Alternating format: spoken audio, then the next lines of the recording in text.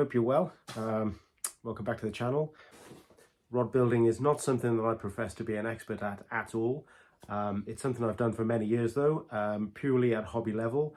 I've rebuilt many rods over the years.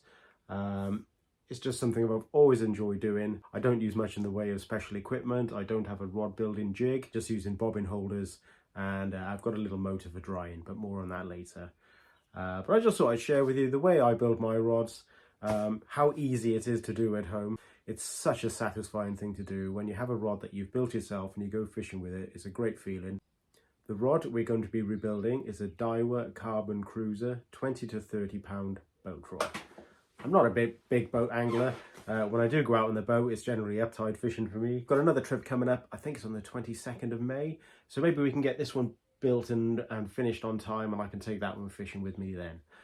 It's going to be in two parts, this video. The first part is going to be the stripping down and rubbing it down and getting the under whipping done, and the second part will be getting the guides put on and the varnishing process.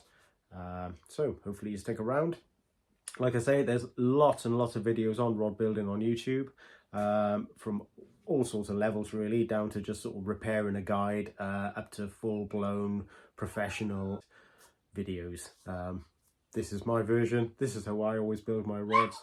Hopefully it's of some use to you. My dog's whining outside. She wants to come in. Let's get on with it. So here we go then. It's a Daiwa Carbon Cruiser 20 to 30 pound class rod. Then we get to the guides, and as you can see, they're pretty naff. There's one here that's completely broken. That's corroded through there and broken. There we go. So before I get going, I just always draw a quick little sketch of the rod. I just find it's, for me, just the easiest way to make a note of the ring spacings. You can go tip, 1, 2, 3, 4, 5. And measuring down from the tip, just measure where the center of each guide is and make a note of it from the tip. So 120, 285, and so on, just making a note all the way down. When you rub all the rod down, that you can't see exactly where the guides were, and then you think, oh god, what were my spacings again? So before you start, make a note of all of that. So here we are then. I'm just going to start off taking off the old guides, just cutting down with a Stanley knife, obviously taking great care not to cut through the blank itself.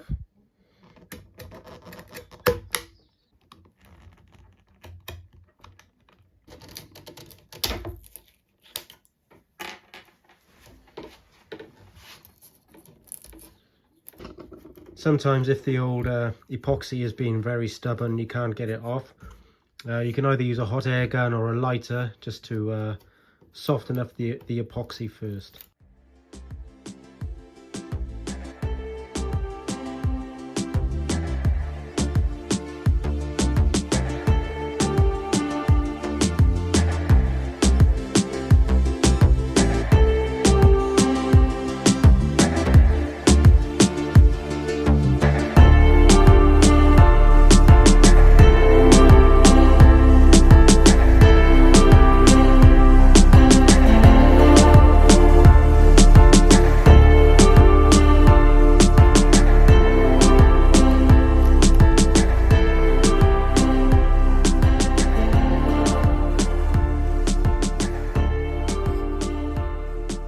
When it comes to your tip guide, you'll find 90% of rods, you can just heat them up with a lighter, and it's some sort of hot melt glue that's holding the tip on, and the tip will just slide off.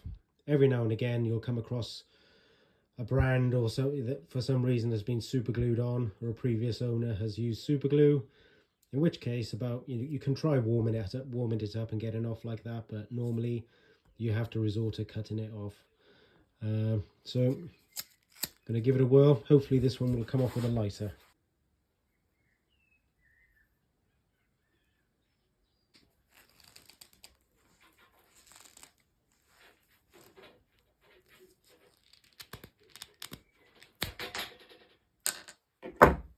There we go. So the tip of this rod was coloured red by way of whipping thread. I'm probably going to go with a similar plan on the finished item, but it's going to be silver as opposed to red.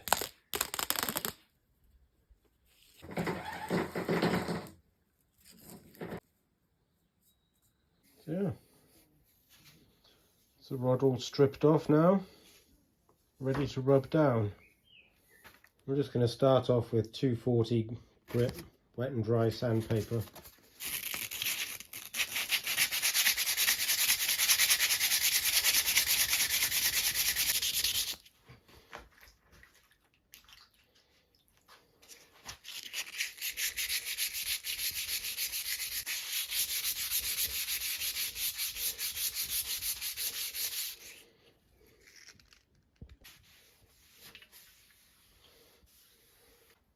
Okay, so we're pretty much all rubbed down here now. I'm not worried about this part because it'll be covered in whipping. So I'm not worried about rubbing all that off. You can see with a bit of a rub that that blank's come up a treat.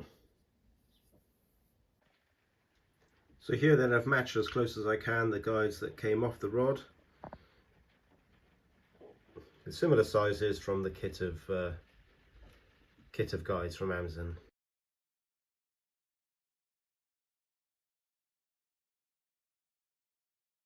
Right, so here's our hot melt glue. Right, so there's different ways you can do this. You can either get a knife and chop little bits of this off. This is the way I've seen some people do it, and they stick all the little bits in there and then heat this up and then stick that on there. Or what I tend to do normally is just warm this up,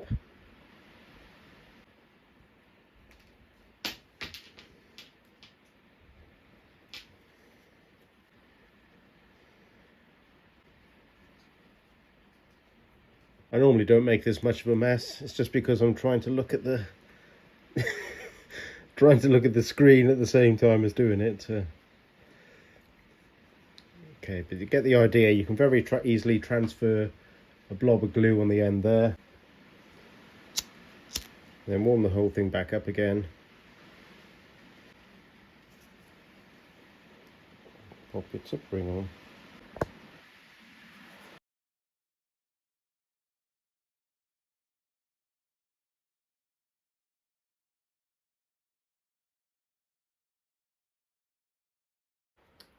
Okay, I don't know if it came out in the video then when I was putting the guide on, but when I stick the guide on, I just make sure there's a little hole in the end of most of these tip guides.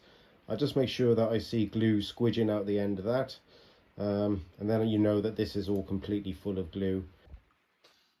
So things to have to hand before we start wrapping. Obviously you need your intermediate guides, a marking pen, a cigarette lighter, your hot melt glue we've used. You need your threads, your bobbin holders, some scissors, some insulating tape, a razor blade, and I have a piece of 15-pound line with a good knot tied in it to make a loop. And I try to use a different colour to whatever your wrappings are, just makes it easier to stand out. So just use a contrasting colour. Then we're good to go. So the plan for building this rod, I'm going to under whip in silver and over whip in red. The under whipping on the tip section, I'm going to extend right down past the first intermediate. So much like the original, that will act as a little silver bite indicator section, if you like, at the top of the rod. And then the rest of the rod will just be silver underneath and red over the top. Just down here, we'll probably just do red with a couple of little silver bands each end or something like that, just to cover up this bit here. But the first thing to do is to mark out the intermediate guide spacings. using the notes that we made earlier. So we're just going to measure down from the tip and make some marks down the blank to correlate with the original guide spacings. So 120, 285. I use a little fly tie and bobbin holder, and because I've got a huge spool of red, I've got to manually wind some on there. So I'm just going to show you a quick mock-up here of how to create a whipping, how it started, how to finish, and that's the same principle that will be used for all of the whippings on the rod. I'll just show you here because normally I roll the rod on my lap when I'm whipping, and it's quite difficult to show you. So okay, so you take a thread, you can either just lock it off with your thumb, or alternatively, to make it a bit easier, you can just get a little piece of tape and just lock off the thread with a piece of tape. So once you have it locked off,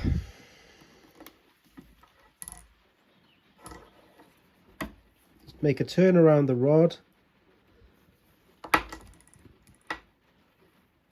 and then make continuous turns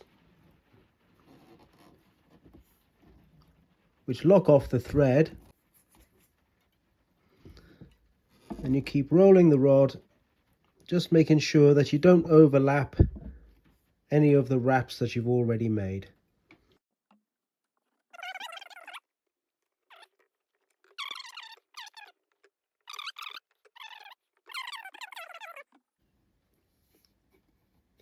And then just before you get to the end, you take your piece of 15-pound line and just catch it into the thread.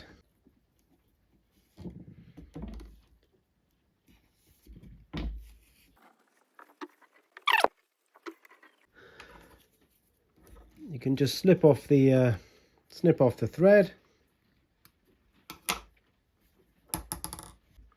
pop the tag end of the thread through the loop of the 15-pound line,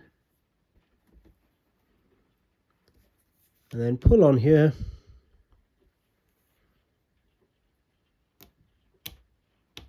which pulls the thread underneath. Then again, using a razor blade, you can just trim that off nice and close.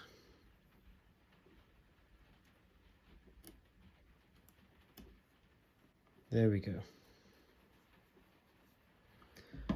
Then afterwards, just burnish to get rid of any gaps that there might be in the thread.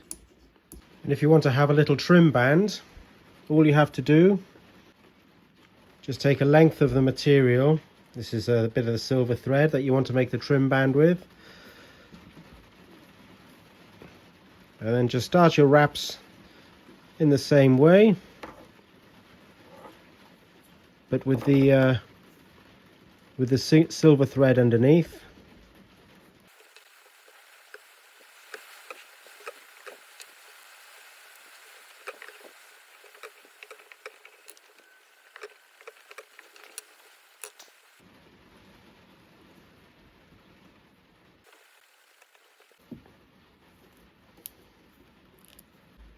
Just take your piece of silver thread and continue to whip.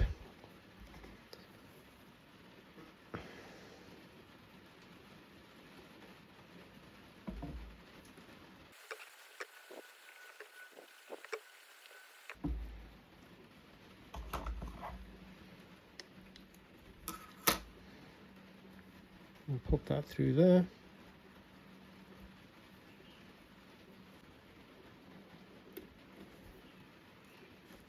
Pull that underneath.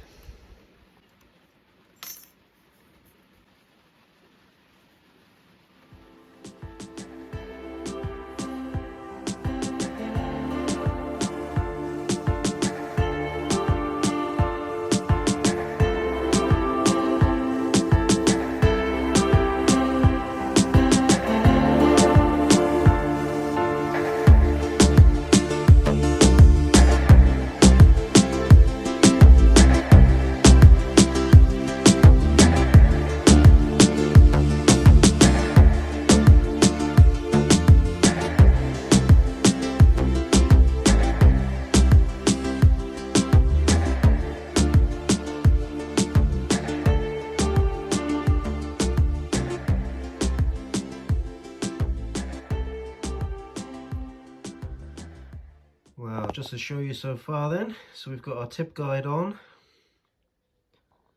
we've got all of our under whipping done, so we'll have our first intermediate down from the tip just here, second, third, fourth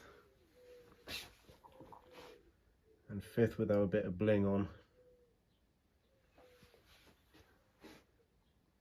and down the bottom there.